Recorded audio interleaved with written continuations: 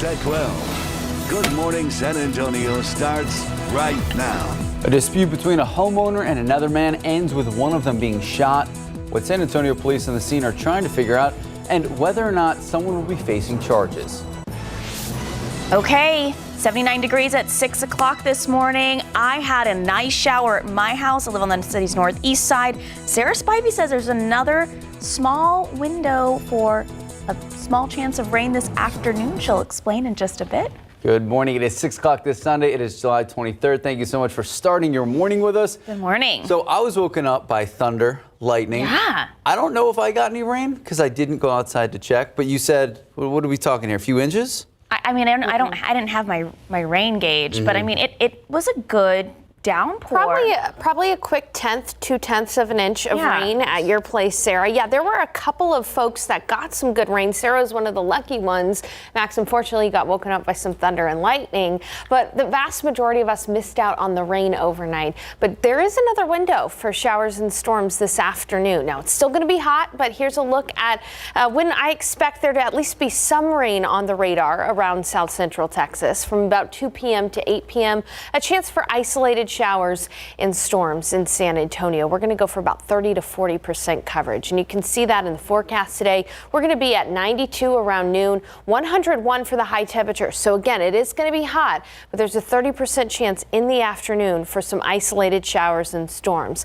Coming up, I'm going to show you which neighborhoods got rain overnight, and I'm going to show you a look at the future cast and the hot temperatures for the remainder of the week. Details ahead. Next, Sarah. Thank you, Sarah. New this morning, police investigating a shooting on the city's north side. It just happened on 2 a.m. Green Hill Pass. That is west of West Avenue, inside Loop 410. This is what we know right now. A sergeant on the scene telling us a homeowner kept asking a man on his bicycle to leave. When the man refused, the homeowner allegedly got a shotgun and shot the man once. Now, officers still investigating, trying to determine if the man on the bicycle was even on the homeowner's property or if he was just on the street at the time of the shooting. That homeowner detained for questioning. Still unclear if either will face any charges. And a woman was hit while crossing Rittiman Road early this morning. It happened just before 3:30 near Goldfield Drive. The driver told officers he was going to work, didn't see the woman as she was crossing the street. The woman was not in a crosswalk. She was taken to BAMC with serious injuries. The driver did stop and try to help the woman and is cooperating with police. Top story this morning, 6 years behind bars. That is the sentence for Tejano singer Jesse Farias after being found guilty of sexually assaulting a child. Farias arrested and charged back in 2021 after a female relative accused him of touching her repeatedly and inappropriately over a years-long stretch, starting when she was just 16 years old. The trial lasted less than a week. It wrapped up on Friday, one day after Farias himself testified he never touched the girl. Farias was denied probation, will be required to register as a sex offender for the rest of his life. We're still waiting to learn the names of the 3 people that were killed in a house fire yesterday morning. They were part of a family of 6, and 3 other family members are still in the hospital recovering at this time. This happened on Winding Oak near Loop 1604 on the city's north side around 3 yesterday morning. More than 28 fire trucks responded to the home. 6 people were found upstairs and pulled out, but it was already too late for 1. The other 5 taken to the hospital, where 2 more were pronounced dead. One neighbor at the scene says she's struggling to come to terms with what happened on her street. Sad that somebody's lost their lives in this. Is very devastating. And that they're just good people. It's hard to understand how this happened and that. And we hope they make it through it. Fire officials were combing through what was left of the home for hours yesterday morning, even using canine units to try to piece together exactly how it all started. Right now, there's no word on how the fire started, but officials did say there's no reason to believe that it was set intentionally. In your morning headlines, millions of Americans from coast to coast still suffering with this unrelenting and dangerous heat. That's right, and as ABC's Lionel Moes reports, while a relief is coming for some people, for others the temperatures just keep going up. Excessive heat alerts from California to Florida this weekend as unbearable heat persists. Just a couple minutes out here and it's pretty unbearable. The combination of hot temperatures and very humid conditions making work miserable for firefighters in Jacksonville, Florida, some lying down on the side of the road to cool off after responding to a car crash. To the south in Miami, the heat index has climbed over 100 for a record 42 straight days, and now other parts of the country will start feeling it too. And this heat is going to expand northward into the Midwest and the plains, bringing triple-digit temperatures to cities like Kansas City, Missouri. In California, Palm Springs spending a 9th consecutive day with temperatures over 115 degrees, hitting a record. When the weather changes like this, we expect increased medical aids, we expect increased fires, we expect increased everything. First responders seeing more calls for possible heat-related illness. ABC's Zareen Shaw was there with them. What is the group that you're most concerned about on days like this? The elderly, the very young, and of course, folks that are already sick. In Death Valley, the extreme temperatures are making it unsafe for emergency rescue crews. It can be too hot for the emergency air ambulance helicopters to fly because warm air is thinner.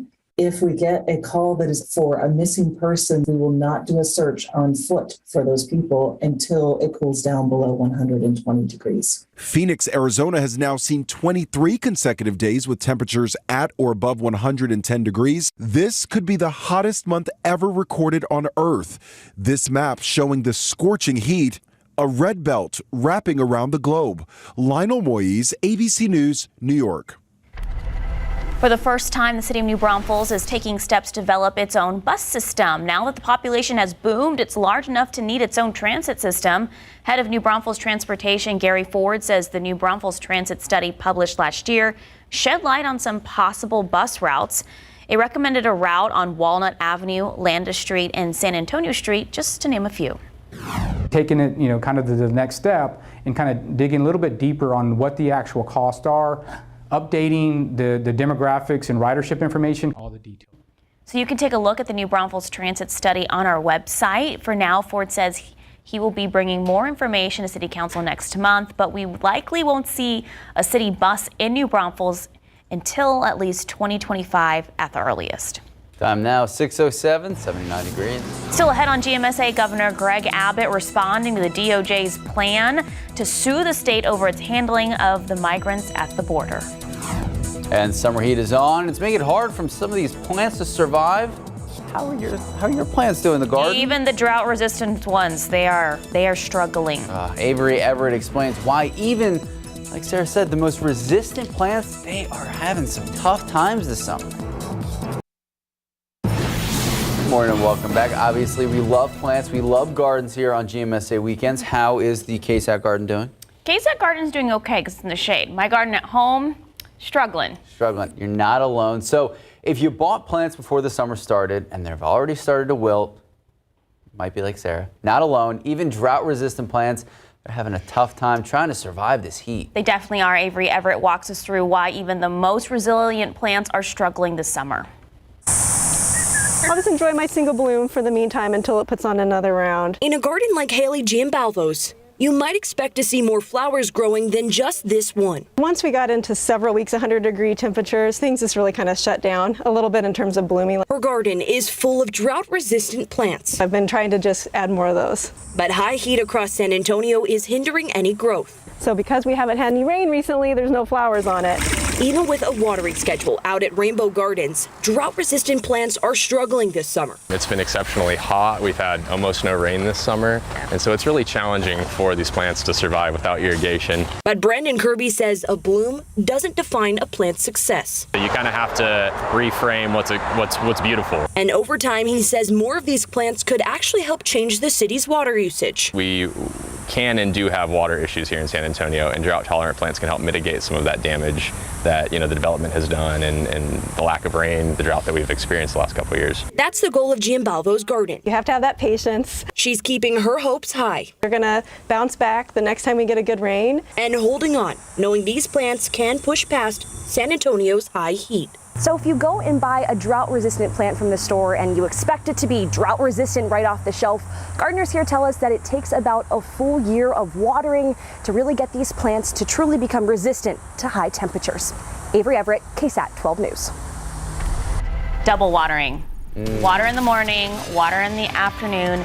Bring in some of those plants into the shade, even if it says they're full sun, not right now. So because it's too much. I've been gone the last few days, and I haven't had the opportunity to check our plants outside. They're dead. Maybe my husband watered. Maybe Michael did good. Maybe he did. We'll see. There was a little bit of rain last night for some folks. I got some. Yeah. I was lucky. I want to take a look at the radar first and show you that things have really quieted down. There are no more showers out there right now. All the green you're seeing there is actually ground clutter from the radar. But what I do want to do is I want to look here at where the rain fell last night. We're going to look at the 12-hour rainfall. You can see there were a couple of streaks of showers, some in the hill country near Rock Springs, some near Kerrville. You can see one from areas in Kendall County close to Medina Lake into Medina County.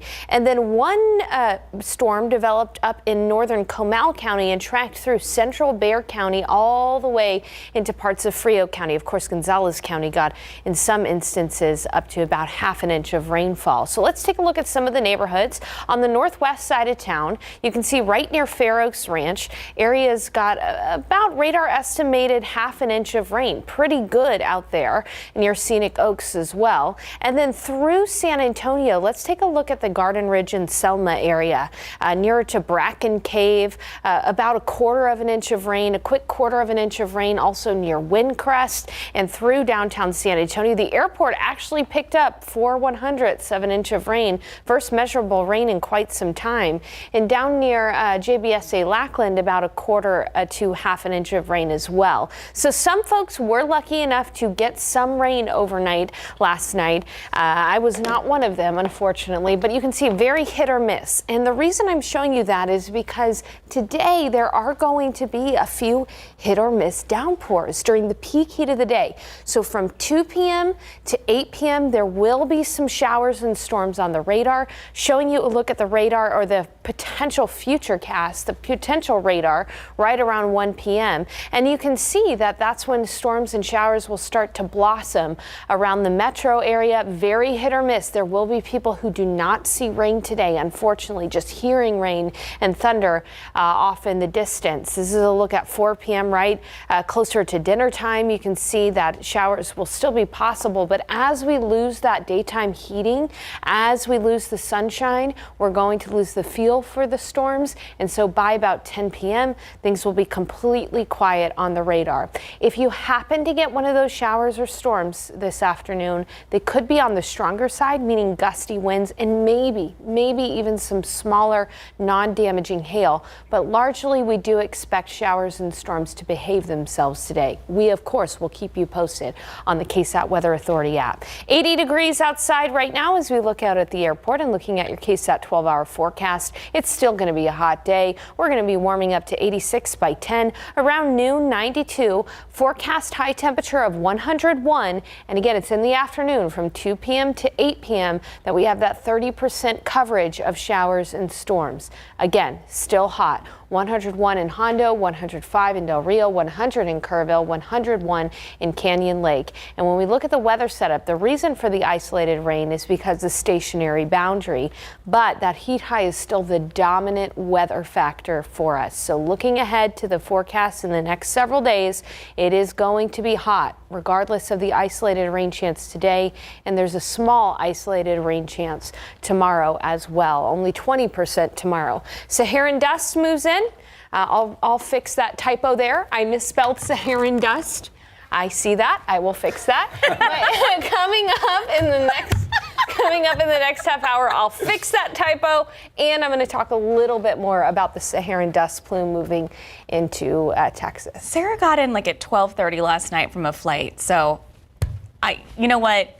You can keep the typo, Sarah. It's okay. I aced math and science. I failed spelling in high school, so I'll fix that. Thank you, Sarah. All right, 6:17 and 79 degrees. All right, we are just a few weeks away. Football. Have you watched the quarterback? I'm Netflix watching it right now. Okay. More for like the personal life stuff, the drama. Gotcha. Well, there's really not a lot of drama, though. I love it. 2 Texas teams getting ready for camp. We got Cowboys, we have Texans. We're going to talk about the key dates, what we're going to be looking for both teams right when we come back.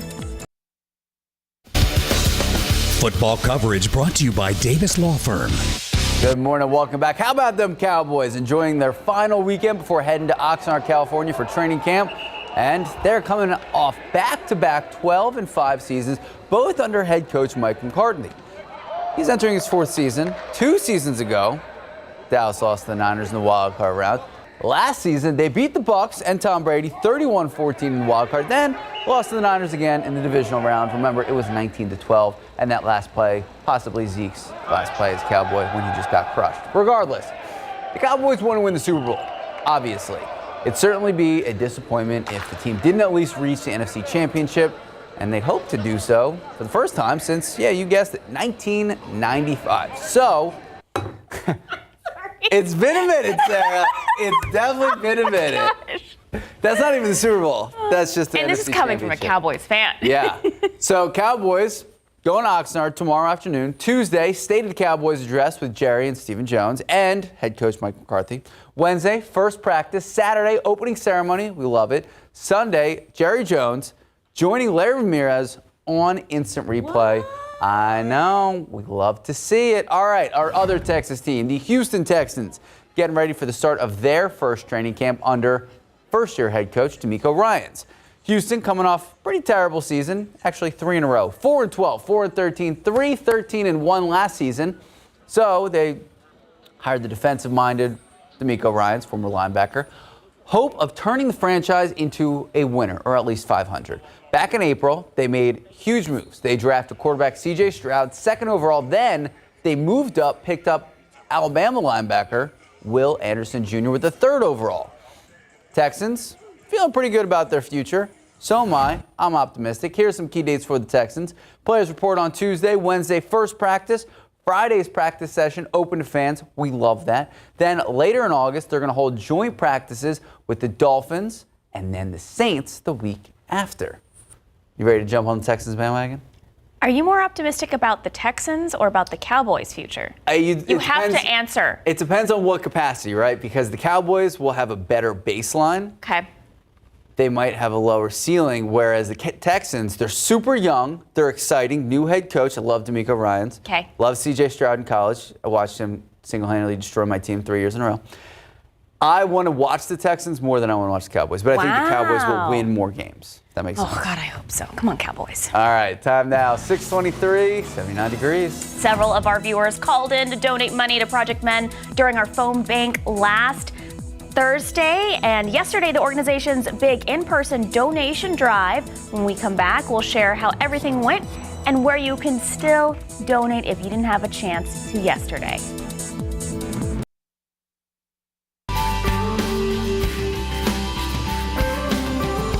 Our KSAT community partners and viewers helped Project Mend with the phone bank this week to get donations for medical equipment. And yesterday morning, they met their goal with an in-person equipment drive.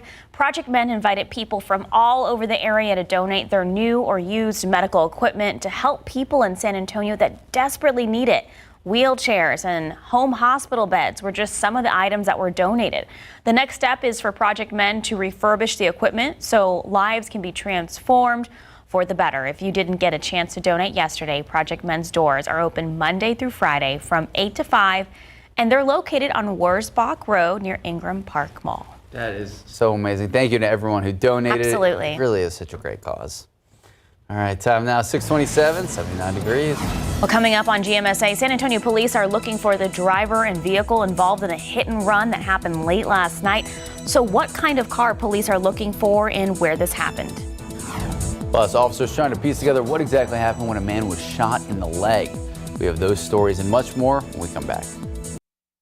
Good morning, welcome back, and happy Sunday. 6:31 this morning. It is July 23rd.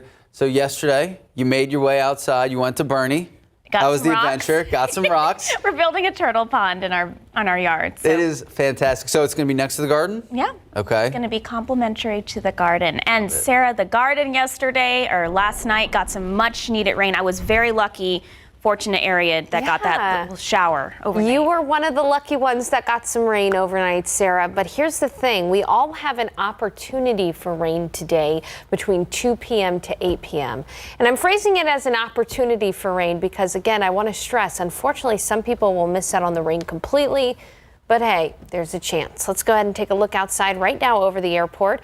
We have some clouds left over from some of the showers and storms that moved through overnight. We'll be looking at neighborhood rainfall amounts coming up in just a bit. But first, I want to get you ready for the day. 80 degrees outside right now. Southwest winds at about 5 miles per hour. Good morning in Kerrville. It's 74, 84 in Del Rio, 81 in Carrizo Springs, 77 in Gonzales, and 78 in New Braunfels. As we get a little closer to the metro area, 80 in Castroville, 79 in Helotes, 78 in Bulverde. A cool 72 in Bernie this morning. Feels nice up in Bernie. But here's what you need to know about the forecast. From 2 p.m. to 8 p.m., that's going to be our window for hit or miss downpours this afternoon. Now, don't get me wrong, it is still going to be hot. High temperatures near 100 degrees this afternoon. And coming up in the forecast, we're going to talk about how the heat will persist, but there's a different factor in the weather this week, and that's Saharan dust. A look at that Saharan dust plume moving into Texas, and of course, I'll show you that window for hit or miss downpours in just a few minutes. Max. Thank you, Sarah. New this morning, San Antonio police still investigating a shooting overnight on the city's west side. Right now, more questions than answers. Take a look. This is what we know. Officers got a call around 12:30 this morning for a man shot in the leg on Ramirez Place. That's near Northwest 36th Street. But the man gave officers different stories of what exactly happened. At first, he told officers that someone else shot him and then left before officers got there. Then he later changed his story, saying he accidentally shot himself. Well, the victim taken to the hospital while police still trying to piece it all together. Well, police are looking for a silver SUV believed to be involved in a hit and run late last night. Just before 11:30 p.m., a man was hit by a silver SUV while crossing the street at New Laredo Highway and West Gerald on the city's southwest side. Police say the driver did not stop. That victim was taken to the hospital, but it's unclear how severe his injuries are at this time. SAPD tried to use their chopper to search for the driver, but at last check, no arrests have been made. Your morning headlines. Democratic Congressman Joaquin Castro speaking out against the actions that the state of Texas is implementing, trying to stop migrants from crossing illegally into our country. So Texas has placed razor wire and, of course, the buoys in the Rio Grande. Castro says the actions by Governor Abbott and the state of Texas, he says these actions are illegal and dangerous. It's barbaric treatment. It's extreme cruelty. There's no need for that kind of cruelty. For the governor to have already ordered razor wire to be placed in the water, and particularly in parts of the water where the water rises and people can't see the razor wire, to denying people in 105, 110 degree heat any water is just extremely cruel and barbaric. And so this all stems from an email that a state trooper sent saying they were given orders to push migrants back into the water if they tried to cross into the country illegally, and also an alleged order not to give them any water to drink. The Justice Department, still looking into these reports, plans to sue Texas over the placement of the buoys in the river. And Governor Greg Abbott responding on Twitter saying, quote, Texas is stepping up to address this crisis. We will continue to deploy every strategy to protect Texans and Americans, and the migrants risk their lives, end quote. Big news out of Texas A&M University, a shakeup there as the school's president, Catherine Banks, resigned Thursday over the university's failed attempt to hire a new professor. So Kathleen McElroy to lead its journalism program. So McElroy worked at the New York Times for 20 years and currently teaches at UT in Austin. She said shortly after she was hired, her offer of a tenured position fell apart. McElroy said there was some backlash because of her previous work on diversity, equity, and inclusion programs. Texas is banning diversity, equity, inclusion offices in public universities starting next year. Despite the backlash, the school offered her a new contract. She agreed to a non-tenured 5-year appointment, only to see the school revise it again to a 1-year contract. The faculty senate is now investigating exactly what happened. And new information about a deadly ambush of police officers in Fargo, North Dakota. Investigators say they found evidence that the suspect may have been planning an even bigger attack. As ABC's Lionel Moes reports, this information comes as the police officer killed in the ambush is laid to rest. Funeral services were held Saturday for Fargo police officer Jake Wallin, who was shot and killed on July 14th. Jake was the little boy I adored, who grew into the young man I admired and was oh so proud of. The 23-year-old veteran of the Minnesota National Guard had joined the Fargo Police Department earlier this year. Fellow officers and members of the community lined the streets to pay their respects. Wallin and 2 other officers were responding to the scene of a fender bender when police say the suspected shooter, Mohammed Barakat, armed with a long rifle and handgun, opened fire from inside his car, its back window spray painted black. Police say it was as the 37-year-old suspect exited the car, still firing at police, when Officer Wallin was fatally shot. His final act of valor was to selflessly face the shooter and attempt to neutralize him to save others. 2 other officers and a civilian were injured before the suspect was shot and killed by a 4th officer. North Dakota's Attorney General says investigators believe Barakat was planning a larger attack. Police say his internet search history showed searches for explosive ammo, kill fast, and mass shooting events, as well as a search for a downtown street fair the night before the shooting. In the days leading up to there, he's looking for specifically to the region for large crowd events in the region. Inside the suspect's car, authorities say they found this massive arsenal, including a homemade grenade, gasoline canisters, and propane tanks containing improvised explosives. Flags were ordered to be flown at half-staff through Saturday in North Dakota and in Wallin's home state of Minnesota. Lionel Moyes, ABC News, New York. University Health's brand new women's and children's hospital. It's close to opening, and it can be a game changer for so many families in and around our area. That is why the chief nursing officer of the new women's and children's hospital at University Health said to join us live on Leading SA at 8 a.m. We're going to be talking about the need for the new facility, the state-of-the-art facility, and all of the new opportunities for local families. If you have any questions you'd like to ask, you can submit them right now. Just head to the Leading SA section of KSAT.com. Then join us later this morning, 8 a.m. for the full conversation. Time now, just about 6:39, 79 degrees. Coming up next, Spotify looking to make some changes to one of its plans. We'll let you know which plan is going to cost you more if you listen to Spotify. I'm a free Spotify user. Of course you are. All the ads. All the ads. All the ads. I don't like paying for anything. All right, speaking of changes, Twitter. Oh, what do you think about Could be making some changes to its logo. We're going to have the story and your full forecast. And what Max thinks about this logo change. That's interesting.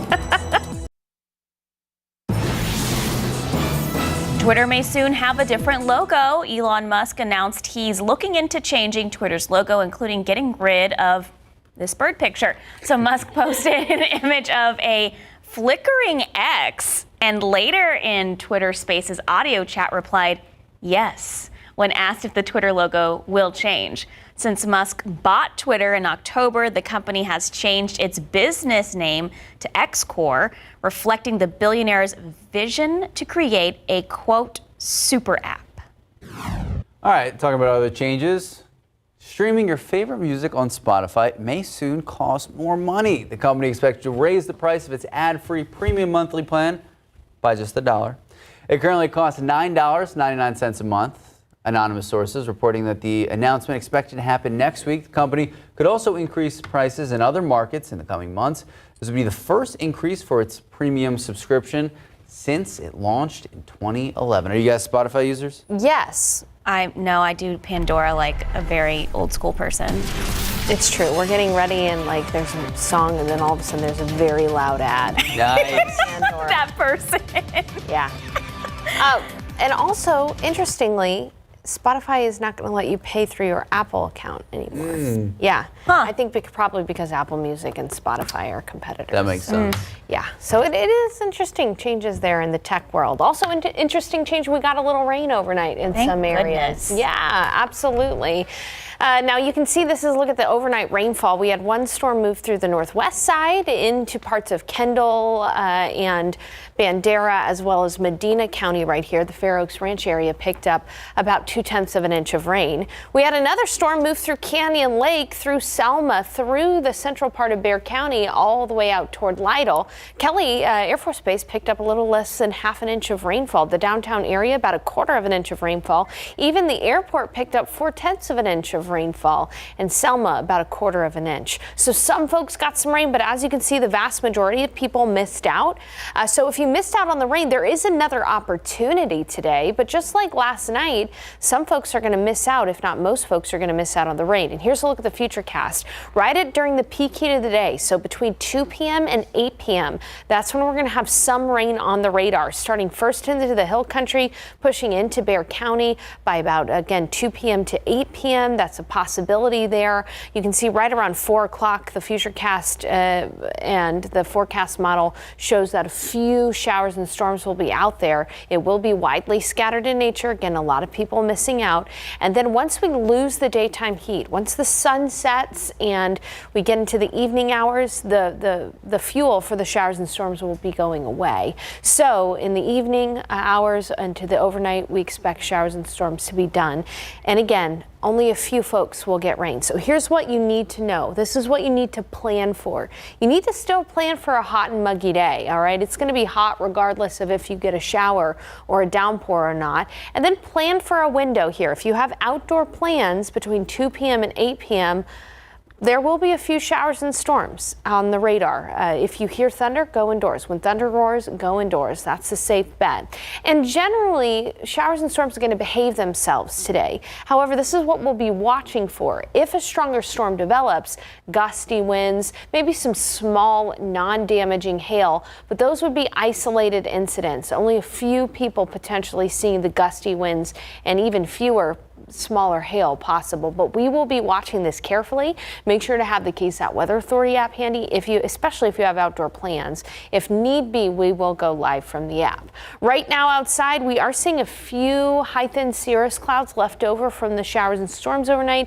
It's 80 degrees, and looking at your KSAT 12-hour forecast, by 10 it's going to be mostly sunny and 86. By noon, 92. So again, still a hot day. We're likely to reach 100 degrees this afternoon. Partly cloudy and a few storms from 3 p.m. to 8 p.m. Coverage will be about 30%. And then again, hot regardless. 101 in Bandera, 100 in Bernie, 101 in Hondo, and 102 at Stinson. But if you happen to get one of those rain cooling showers, temperatures will drop a quick 20 degrees like that with the showers and storms. It's all because of this the stationary boundary that we have that potential this afternoon. But the big weather pattern, the dominating weather pattern is still that heat high. Temperatures across the western part of the nation are going to be very hot. Even up in Bismarck, North Dakota, it's going to be 93 degrees today, which is hot for them.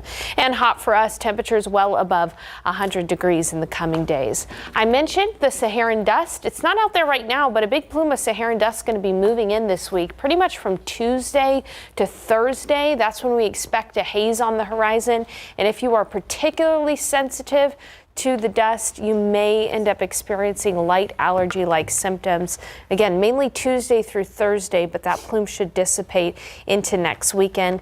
30% chance of rain today, 20% chance tomorrow during the peak heat of the day. But as you can see, the dominating weather pattern is the heat. We are going to continue our triple-digit streak. There is a small chance, and I'm talking small chance, we won't hit 100 today if we get a shower right at the right time. Come on, rain. But if we do hit 100, this will be our second longest 100-degree streak at 16 days in a row. It doesn't look like it's going to end anytime soon. No, it isn't. So if we hit 100 today, we are going to get to the longest streak of triple digit. Oh, no. Yeah, I know. I was, kind of upset that it rained in the middle of the night and not during the day, but beggars can't be choosers at this point. You got a little rain, so I don't want to hear anything because I got no rain last night.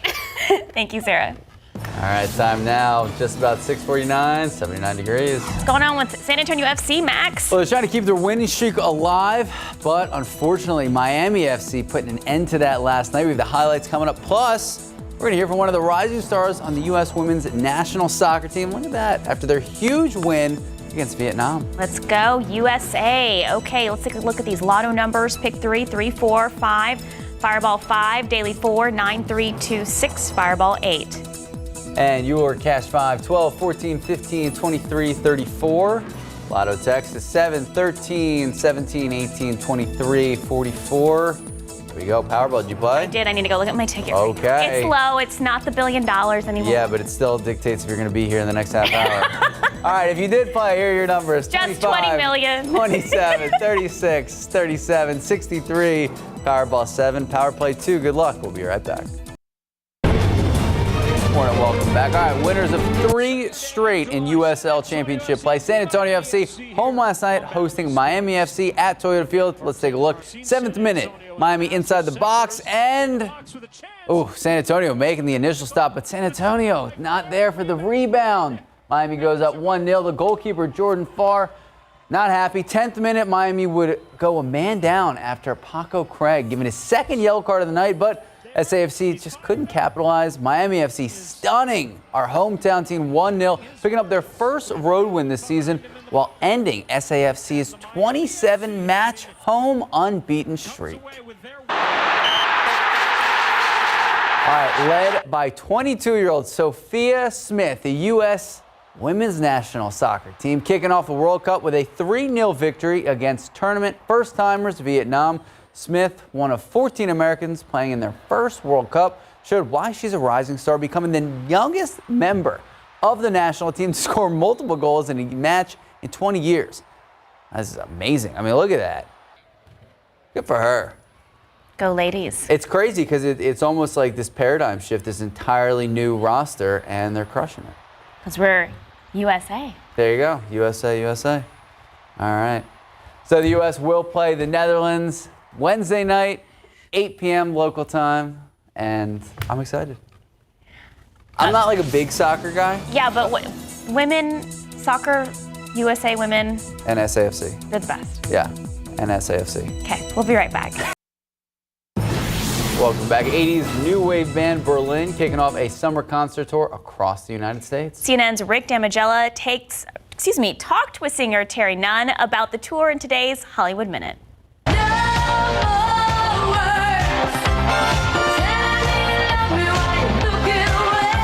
No More Words will likely be in the set list of 80s music icons Berlin, who are currently on tour with Culture Club and Howard Jones. Singer Terry Nunn feels there are advantages to such a lineup. It's a privilege for me to play with them. They're iconic artists. I love playing with other bands because then I get to be a fanboy too, you know, as well as a performer.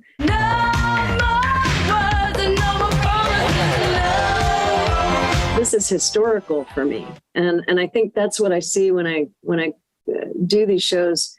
Is people are there because they go into a zone when they hear "Take My Breath Away." It's like it was their first kiss song, or they just had a baby, or it's their wedding, or it's their first sexual experience. Whatever. It's this. This is in our DNA.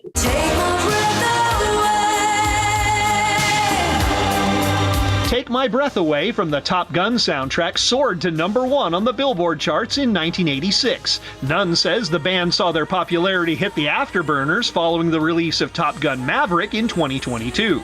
Well, yeah, huge. I mean, we only had 3 million followers on Spotify. It went to 6, like overnight. And I was finally cool to my daughter. She said, "Mom, you're trending on TikTok." What's TikTok? "Mom, you're trending. Look." So yeah, I'm never cool to my daughter. She's 18 now. But yeah, for a minute, I was finally cool.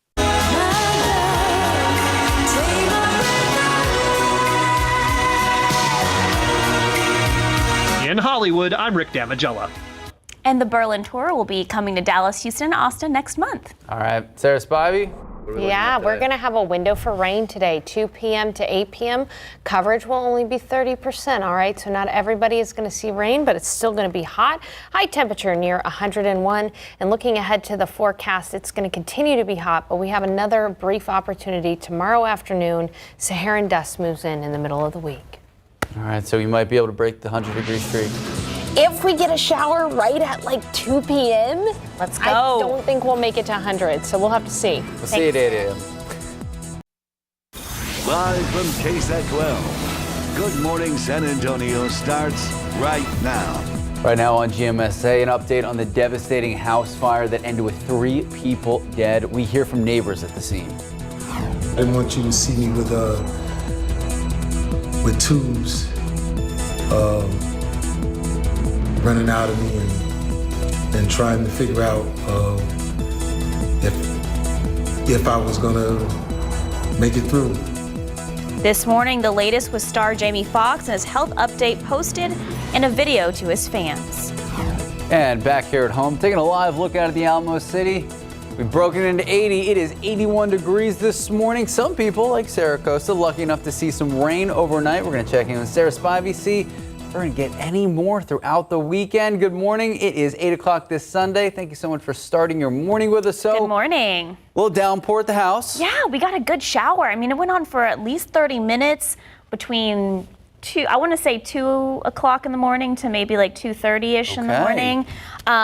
Sarah, I was upset because it happened overnight, but beggars can't be choosers. Right. Because if it happened during the day, maybe a little cool down. Well, you know, and Sarah, there is a window for rain during the day today between about 2 p.m. and 8 p.m. Now, that is the peak heat of the day.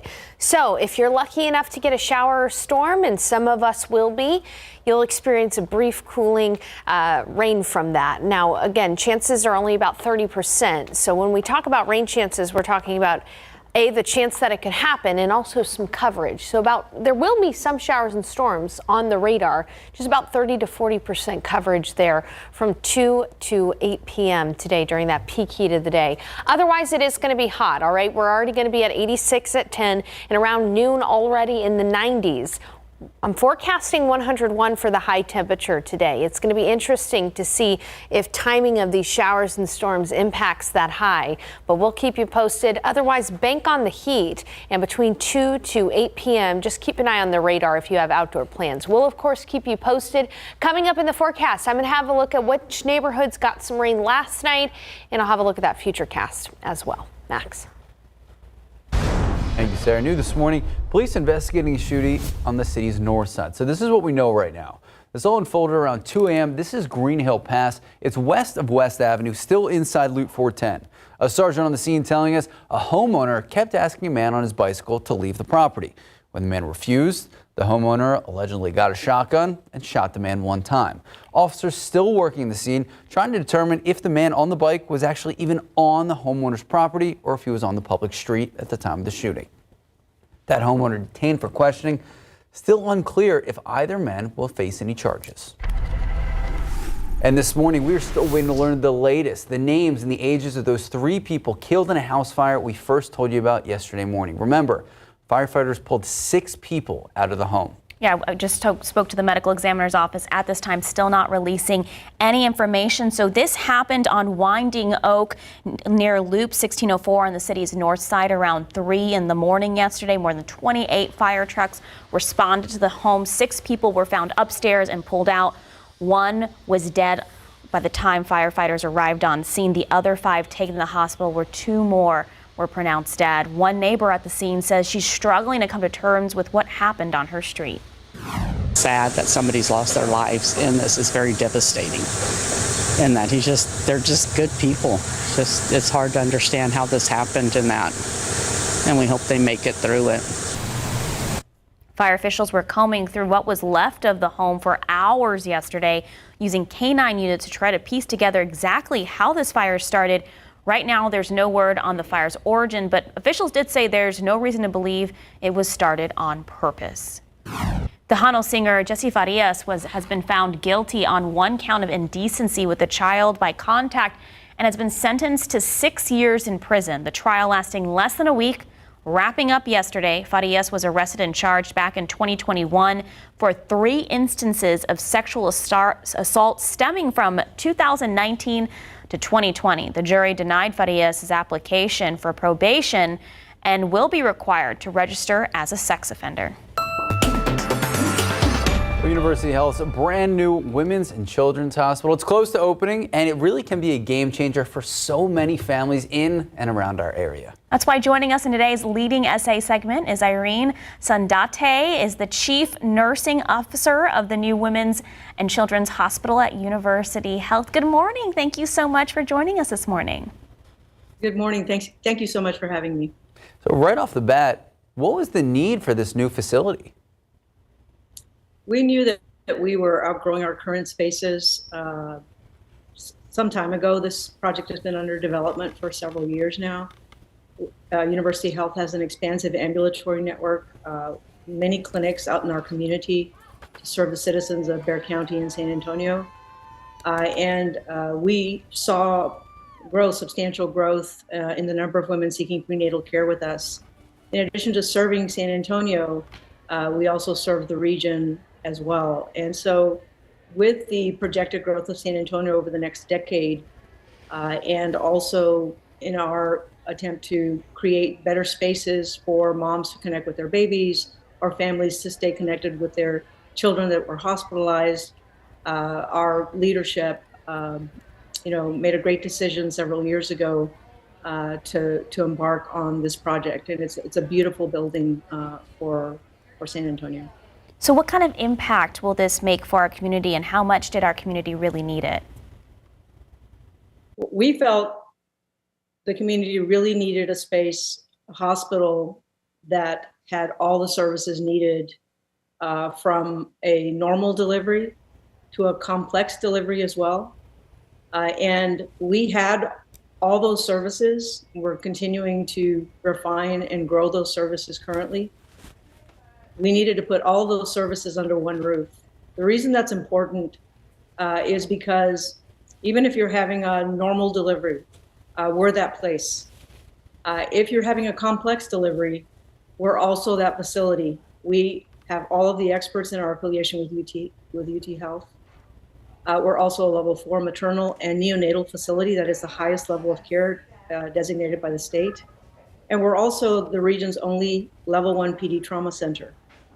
And so we're important to the community for access. If you're having a difficult time, your child is having a difficult time, a complex pregnancy, for instance, your child may have been injured through a traumatic event. And our services provide everything that our community needs. That's our mission.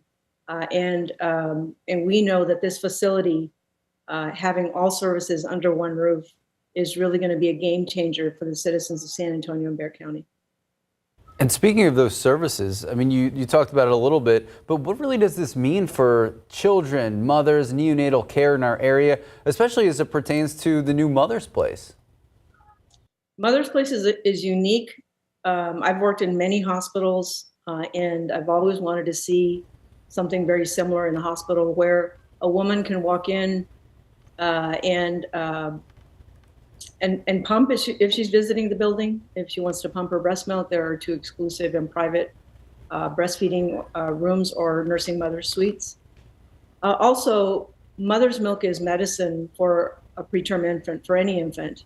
But in particular for premature infants, we need those mothers that have a baby in the NICU to be able to pump and store their breast milk and never feel as if they're running out of space. So Mother's Place is a place where they can store any amount of breast milk. We'll freeze it for them. We'll also label it and match it up with their own baby. And this is where we also work a lot of miracles with breast milk in adjusting the amount of nutrition that a premature baby needs to continue to grow. And we call that precision medicine, or making the breast milk more nutritious for that preterm infant that needs to grow substantially and in order to be able to go home. So what makes this hospital truly state-of-the-art? There's a lot of technology embedded in that. We are one of the most wired hospitals or health systems in the United States. And there's a lot of safety that comes with that. And in addition to that, we have many ways to monitor pregnancies or an unborn child in our women's areas. We also have a 24/7, 365 women's urgent care. A woman with a gynecologic and obstetric issue can stop by regardless of time of day, regardless of day of the week. That provides access, and there's a lot of technology built in there so that everything that that woman needs can be performed in that area. She can either be admitted or she can go back home. One other thing that we have done is the neonatal intensive care unit. In addition to providing cardiovascular and respiratory monitoring, women can log in from home, and there's a digital camera at their baby's bedside through a private account that we provide access to. She can create her own account, log in anytime if she's at work or at home while she's pumping, and connect with her baby in that way as well. She can also share that with other family members. So families can stay connected regardless of distance. And also our single patient room NICU will provide the ability for families to be able to spend the night and become essential members of their own healthcare team. This is extremely important to preterm infants, to sick children, and also to women. Women need to understand that there could be complications in the postpartum period. It doesn't always happen inside the hospital. And we have to provide a lot of education to get them ready to identify those issues and come in quickly if that's the case. All right, Irene, thank you so much for joining us this morning. Anyone who missed any of the interview, wants to watch it more, it's going to be on KSAT.com through the morning. And of course, Courtney Friedman got an inside look at the new hospital. That is also on KSAT.com. But for now, time is 8:11, 82 degrees. Still ahead, if you're anything like me, caring for plants over the summer and just seeing them wilt away, we'll tell you why even plants that are native and drought tolerant are having a hard time surviving as well. And the Texas Camel Corps paying a visit to the Alamo. We're going to tell you about the visit, why it was so important, and of course, the educational purposes and what was learned. Already 82 degrees at 8:11. Will you be lucky enough to see a small chance of rain this afternoon? And could it possibly cool things down? Sarah Spivey will let us know when we come back. We mentioned this yesterday, and now we have some pictures to show you from the Texas Camel Corps. Yesterday, camels walked to the Alamo, inviting guests to learn about their historical connection to the Texas Hill Country. During the lesson, visitors learned why the United States Army turned to camels in the 1850s to carry their things. The Texas Camel Corps says camels had the upper hand as they could transport supplies across the country in severe heat while needing very little water. If you want to learn more about this story, just head to KSAT.com. And I'm sure the camels yesterday in the heat in front of the Alamo, I think they were there from like 11 to 1. They can tolerate it? They're used to it. Yeah. I mean, they're used to this kind of heat, right? At this point, we are too, to be honest with you. I'm getting pretty good at it. Today, if we hit 100 today, it'll be the 16th 100-degree day in a row that we have seen here in San Antonio. Yeah, but hey, at least some of us got a little bit of rain last night. You got a little rain, Sarah.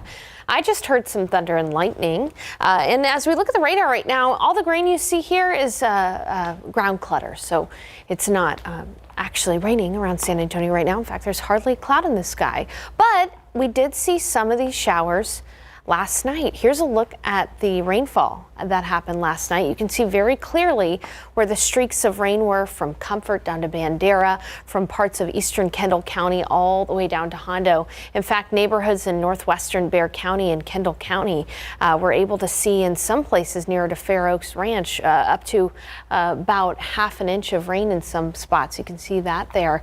Scenic Oaks also seeing a brief shower. Bergheim seeing a shower. There was one shower in storm that moved from areas just to the east of Canyon Lake all the way down through central Bexar County and through parts of southwestern Bexar County. Areas near the airport saw a few hundredths of an inch of rain. In fact, the airport actually clocked in a couple hundredths of an inch of rain, 4 hundredths of an inch of rain to be exact. And near Kirby, we saw about 1/4 of an inch of rain. As you can see, though, there were many folks who missed out on the rain last night. Many more people missed out on the rain last night, but there is another another window of opportunity later on today during the peak heat of the day. So we're talking 2 p.m. to 8 p.m. There is a 30 to 40% chance for a few showers and storms starting in the hill country shortly after lunch. And then again, 2 p.m. to 8 p.m. around the San Antonio metro area. It's a possibility to see a few showers and storms. These are going to be your run-of-the-mill summertime downpours. So some lightning, gusty winds, perhaps with some stronger storms, and maybe even some very small non-damaging hail. But again, the vast majority of us will miss out on the rain while some of us will get it. So at least there's a chance for you to get some rain today. With the loss of daytime heating after the sun sets, that's the fuel for these storms. So once the sun sets, there's no more fuel left, and we will see our rain chance go down for the day. It's currently 82 degrees outside and mostly sunny. Winds are pretty calm at the moment, but we'll have a south breeze at about 5 to 15 miles per hour during the day. Around noon, we're going to be at 92. And again, it is going to be hot today. Forecasting a high temperature of 101. There is a small chance that if a shower happens near the airport at 2 p.m. today, we will not make it to 100, but that chance is pretty small. Otherwise, it is going to be hot. And if you do happen to get a shower or storm, you'll see a quick dip in temperatures, with temperatures climbing up to about 101 this afternoon in Canyon Lake, 101 in Hondo, 101 in Uvalde, 105 in Del Rio. Looking ahead to the weather setup, there is a stationary boundary right near San Antonio with a heat high really going to be building overhead in the coming days, and we'll be looking at temperatures well above 100 degrees in San Antonio. Unfortunately, we're going to continue that heat streak, and again, there is going to be some Saharan dust moving into the picture Tuesday through Friday. Coming up in the next half hour, we're going to talk about that potential for Saharan dust moving in, but until then, just know that it is going to be very, very hot. Small chance for rain on Monday. All right, Sarah Spivey, thank you so much. 8:20, 82 degrees. All right, coming up, Jamie Foxx breaking his silence in a message to fans after the break, how he is doing, what he had to say about his terrifying health scare.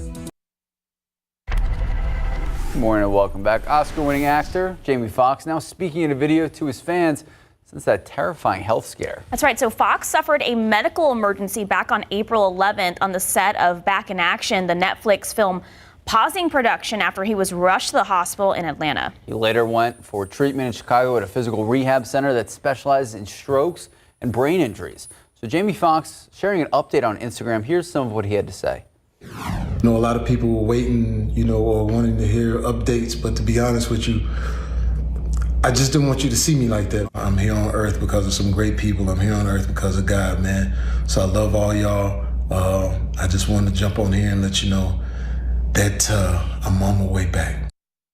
So the star hasn't disclosed any details of his health issue, but many reports are saying that he's already back at work and on his journey to recovery. All right, time now, just about 8:25, 82 degrees. The city of New Braunfels has some new plans that includes creating their own bus system. Why officials are saying this is needed. Good morning and happy Sunday. I'm Max Mass. I'm Sarah Costa. It's Sunday. Are we the 22nd? July 22nd? 23rd. 23rd. You know, when it's... You were so close. I was so close. But when it's 100-degree, triple-digit, every single... What day are we on now, Sarah? Day 20... after day. 20... What date? How many days? Today will be our 16th day in a row. That's close. Have you done a weathercast today? Yes, we have. But you're close. It'll be our 16th day in a row, but our 29th day total for the year. Something was in the 20s. Yeah, way to go, girl. I got your back. There was a 20 somewhere in the last hour and a half of news. All right. Hey, guess what? It's sunny outside right now, and it is 82 degrees. But the thing is, we do anticipate at least a small chance for rain today, especially between 2 p.m. to 8 p.m. 80 degrees in Uvalde, 79 in New Braunfels, 79 in Rock Springs, 84 in Del Rio, and 82 in Cotulla. 77 in Rio Medina. Good morning in Castroville. It's 84 degrees already and 82 in Gonzales. Here's what you need to know about the weather today. There is a window for hit or miss downpours from 2 p.m. to 8 p.m. And into the afternoon, though, it's still going to be hot. High temperature will be near 100 degrees. So everybody's going to experience the heat today. A few of us will be able to see some showers and storms between 2 p.m. and 8 p.m. Coming up in the forecast, I also want to talk about Saharan dust moving in and what that could mean for your allergies this week. Max and Sarah. Thank you, Sarah. Police are looking for a silver SUV believed to be involved in a hit and run late last night. So just before 11:30 p.m., a man was hit by a silver SUV while crossing a street at New Laredo Highway in West Gerald on the city's southwest side. Police say the driver did not stop. The victim was taken to the hospital, but it's unclear how severe his injuries are. SAPD tried to use their chopper to search for that driver, but at last check, no arrest has been made. And another crash to tell you about, a woman hit while crossing Riddiman Road early this morning. Take a look. This happened just before 3:30 this morning. This is near Goldfield Drive. The driver telling officers he was going to work, did not see the woman as she was crossing the street. That woman not in a crosswalk, taken to BAMC. She is expected to recover. The driver did stop, try to help the woman out, and right now he is cooperating with police. Well, terrifying situation at Houston. A birthday party at Houston Park taking a deadly turn after an argument leads to a shooting, killing and injuring 4. So all of this according to Houston police. The shooting happening early yesterday morning after an argument breaks out between 2 groups of people. 4 people shot. 1 woman died from her injuries. 3 of the other shooting victims taken to the hospital along with the suspects.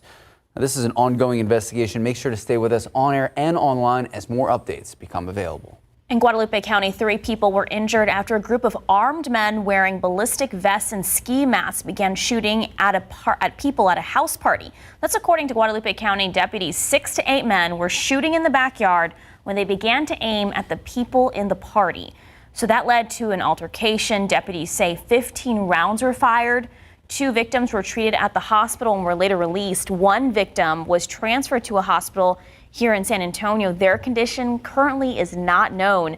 Witnesses told police the men were from San Antonio. Deputies are still searching for those suspects. And speaking of San Antonio police searching for a suspect that allegedly held a 13-year-old at knife point and even cut him during an apartment robbery.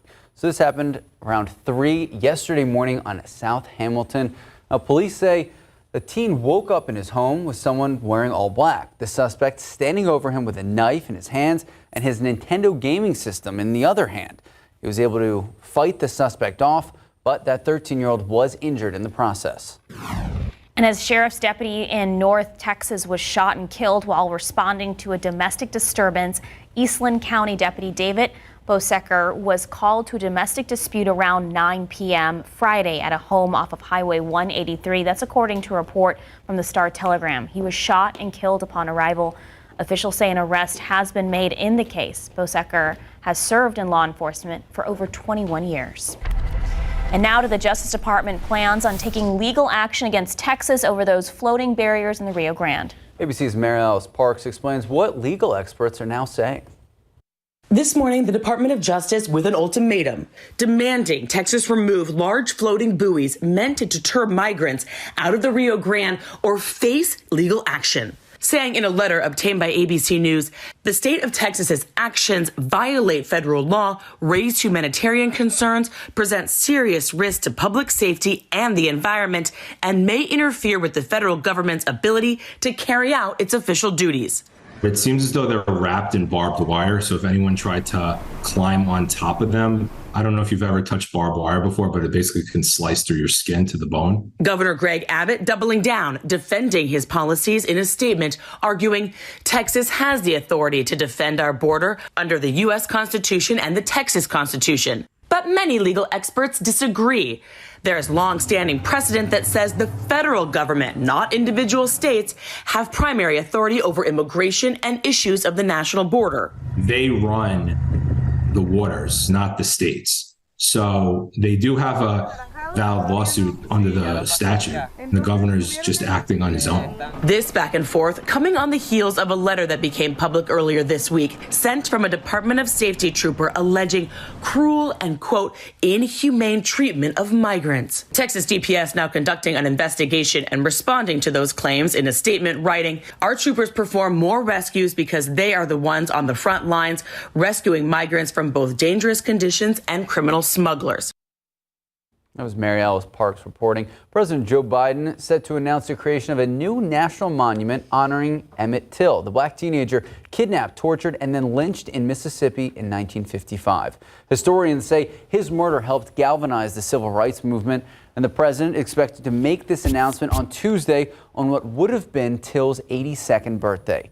The monument will include sites in Chicago where mourners gathered after Till was murdered, and 2 locations in Mississippi. One where the body was found, the other on the Sumner Courthouse, where an all-white jury acquitted the men suspected of killing Till. Elon Musk has announced he's looking to change Twitter's logo. The announcement made through a tweet, the owner tweeting, quote, if a good enough X logo is posted tonight, we'll make it go live worldwide tomorrow. So Musk posted an image of a flickering X, and later in Twitter Spaces audio chat replied, yes, when asked if the Twitter logo will change. Max, do you support the X? I think it's Twitter. I think they can get away with anything at this point. Okay, so since Musk bought Twitter in October, the company has changed its business name to X Corp, reflecting the billionaire's vision to create a super app. All right, we're almost at $1 billion when it comes to the Mega Millions. The jackpot growing to an estimated $820 million after no one won the jackpot in Friday's drawing. The next drawing set on Tuesday. The prize has a cash option, $422 million. This marks the 5th largest Mega Millions lottery run in its history. Are you planning to play? Yes, because we have a pot here at KSAT. Oh, nice. Yeah, Max doesn't play, but I put my $3 in. Nice. Well, I hope you all win and don't show up to work the next day. I will share, and I'll tell you, I told you so. Okay. You're like, I win-win. Yeah, as long as you're sharing, you can say whatever you'd like. Okay, our KSAT community helped Project Mend with a phone bank this week to find donations for medical equipment, and yesterday they hosted their in-person drive to meet their goal. So take a look at the Wonderland of America's Mall on Fredericksburg Road. Project Men invited guests to bring their used or new medical equipment to help people in San Antonio that desperately need them. Things like wheelchairs and scooters and home hospital beds were given. Project Mend then takes this equipment, refurbishes them to transform lives through medical equipment use. A lot of people have equipment that from an injury that they had and it's sitting in their garage and don't know what to do with it. We can get it to somebody that desperately needs it. If you didn't get a chance to go, you can visit Project Mend itself at 5015 Warsbach. That's near Ingram Park Mall. They're open Monday through Friday from 8 to 5. And really just a special thank you to everyone who's donated. We all know how expensive medical equipment, especially things like those that you see on your screen, can be. They don't ask for income status at all. It's anyone who's in need, regardless of what you do for a living or what kind of background you come from. You pay $20, Yep. and then they'll give you that refurbished new equipment or refurbished equipment. Refurbished equipment. So if you have anything laying around, please donate it. Time now, 8:38. 4 degrees. City of New Braunfels has some new plans. It includes creating their own bus system. Why officials are saying this is needed. And summer heat is no joke. It's making it hard for people and plants, even drought-resistant ones. Is this a situation you're dealing with too? Absolutely. All right, when we come back, Avery Everett explains why even the most resilient plants are having a tough time this summer. I can tell you why. Triple digit, 16 days in a row. But 29 total. Did I get that right, Sarah? 29? There we go. Will we see another triple-digit day, or could you be lucky enough to see some rain? Sarah Spiegel, let us know when we come back. Sunday, the Trump legal saga. Is a third indictment coming? What happens now? Plus, the extreme heat wave breaking global records. Is any end in sight? And the nuclear sub, Martha Raddatz, exclusive in South Korea. Sunday on ABC's This Week.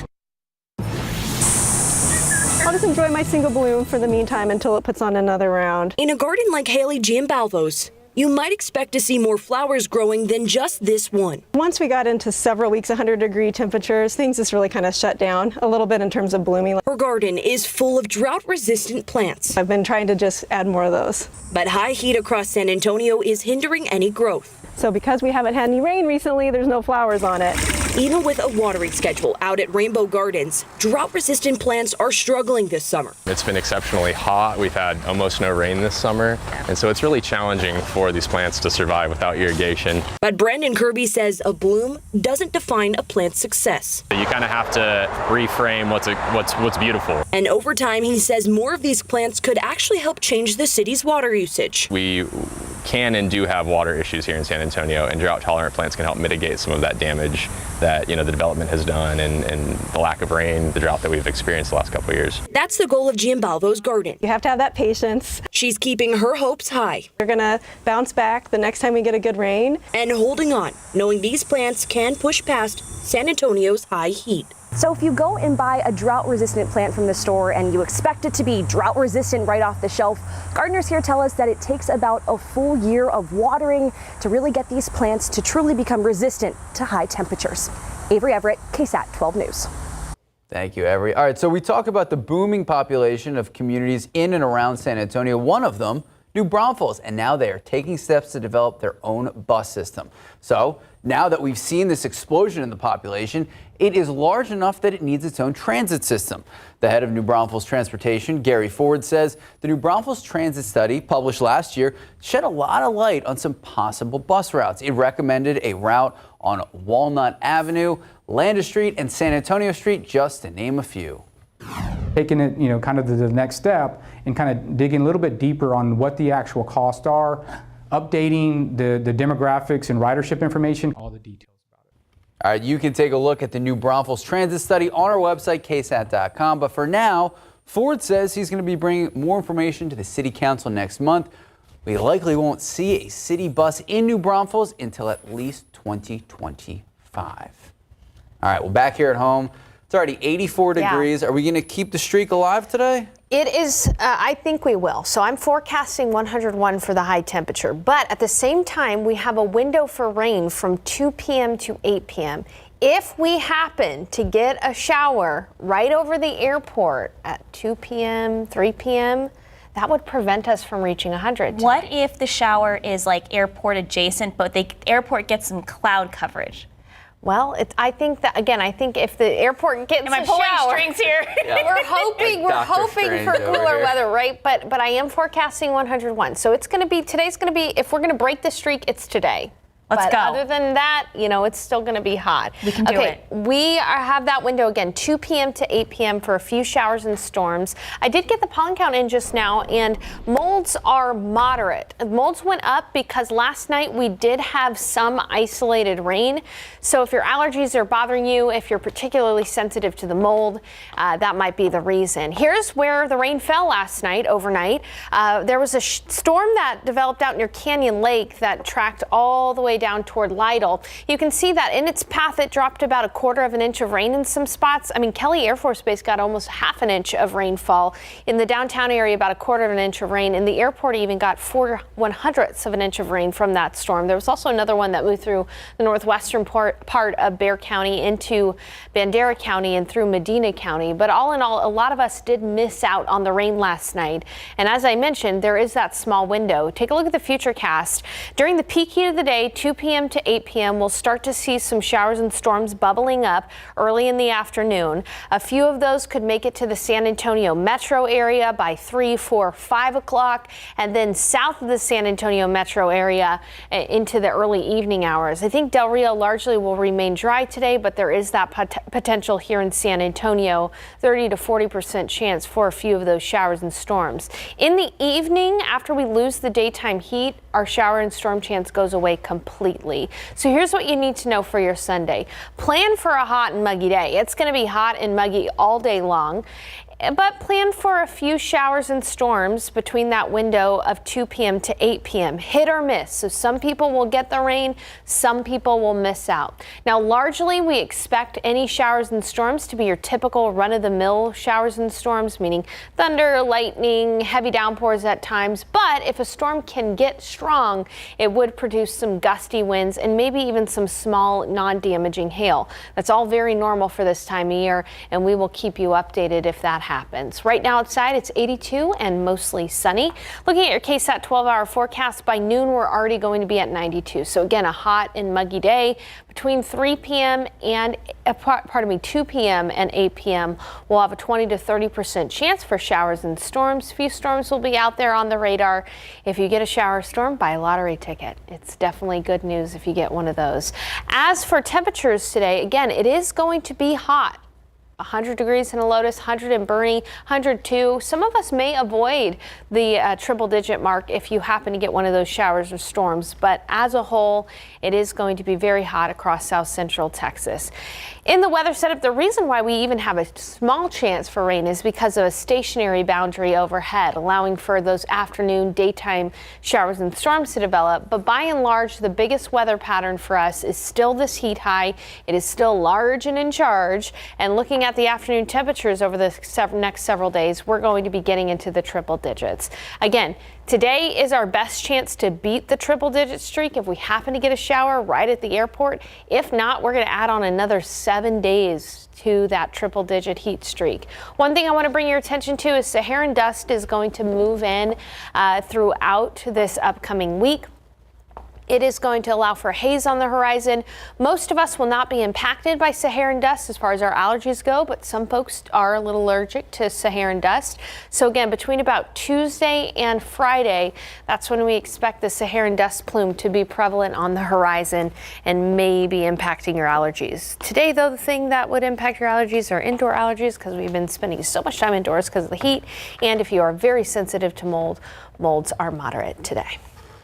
Okay, hoping for that chance. Me too. Thank you, Sarah. Thanks, Sarah. It's just about 8:50, 84 degrees. Credit, it's something we all have to pay attention to. If your score is lower than you would like, tomorrow on GMSA we'll tell you some ways to boost your credit. August, it's going to be here before we know it, and it means it's almost football time, so we're excited for our second annual KSAT Pigskin Classic, and this year it's even bigger than last year. It all begins Friday, August 25th, with Antonio taking on Holy Cross at 7 p.m. Then our triple header on Saturday, August 26th. It will all start with Southside versus Somerset at 11:30 a.m. Then Jefferson versus Uvalde at 3:30 p.m. and O'Connor versus Brandeis at 7:30 p.m. What a day! All of the games will be taking place at the Alamo Dome. Of course, we'll be there early in the morning to kick things off. And you can get your tickets right now on KSAT.com. If you're a KSAT insider, you can purchase your VIP experience tickets for the best seat in the house.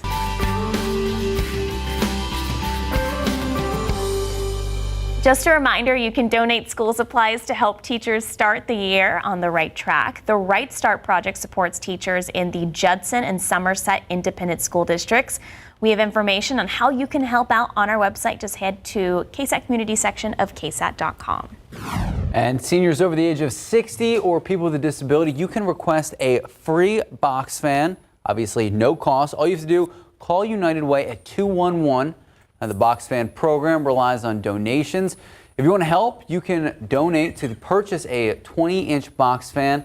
We have drop-off locations, all the info that you need to know right now. Just head to KSAT.com. I'm going to tell you what, that's me fanning myself every day. It's 100 degrees outside. This will be our 16th 100-degree day in a row outside. And there is a small chance, though, from 2 p.m. to 8 p.m. that we'll have some showers and storms on the radar. And if that storm happens right over the airport or near the airport at 2 p.m., we may not make it to 100. Let's go. So we'll have to wait and see. You know, at this point, we've been dealing with the weather for a long time. It'd be kind of nice to keep the streak going just for the record books. I don't know. No? Yes? No? Yes, absolutely. Oh, okay. And then Saharan dust moves into the picture Tuesday through Friday. A small chance on Monday, too, only 20%. But as you can see, the biggest story for us is just how hot it's going to be. Triple-digit weather continues as we start August.